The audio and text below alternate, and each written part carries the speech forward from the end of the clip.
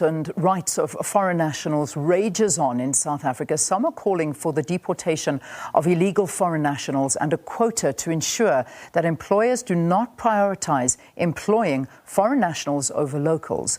But where does this leave asylum seekers and refugees in this conversation? So now, to add to these voices, as well as to discuss other issues of the treatment of these individuals, we are now joined by the UNHCR's Assistant High Commissioner for Protection, who is currently in South Africa, Gillian Triggs.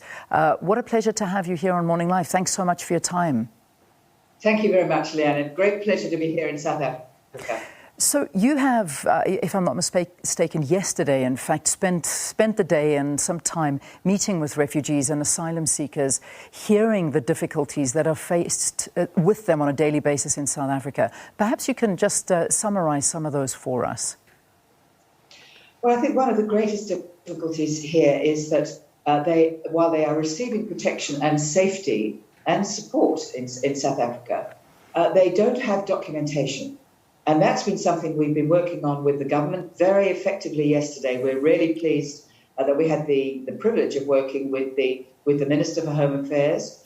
And it's been a very productive mission here and a very productive discussion with him.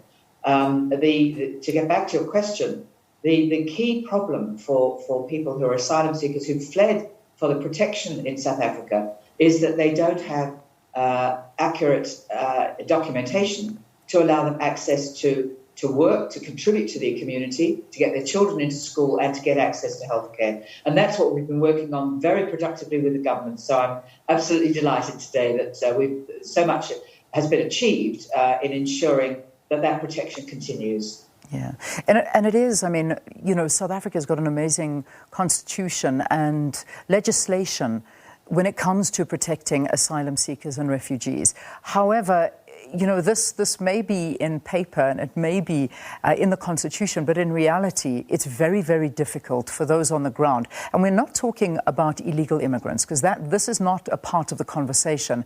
But I imagine for the average South African who is unemployed and desperate, I don't think they know the difference or see the difference. How do we draw lines so that communities can actually understand the difference between these two groupings? Well, you're right. That is difficult for people to understand. Some people are looking for better opportunities in life, and of course we don't judge that. But our role in the United Nations Refugee Agency is to ensure protection for people who are fleeing violence and persecution. And the question as to whether they are genuinely entitled to refugee status and protection really requires an asylum system, a working asylum system. And here in South Africa, there is an asylum system, but it's been one that's been closed during COVID. And we understand, of course, that for many countries, that's been necessary.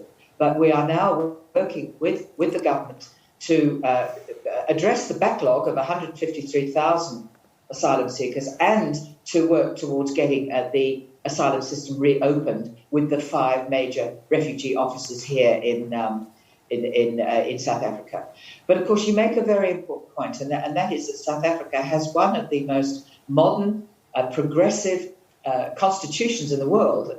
As a former lawyer, I was always very appreciative of the work that the Constitutional Court and the legal system here in South Africa had.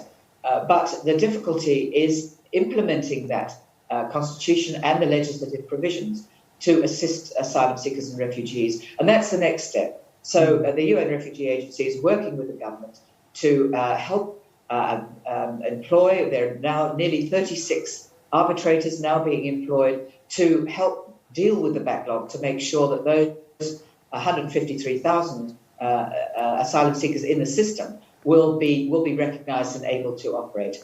And perhaps if I could give you an example, Eliana, we've been talking yesterday to a remarkable young woman.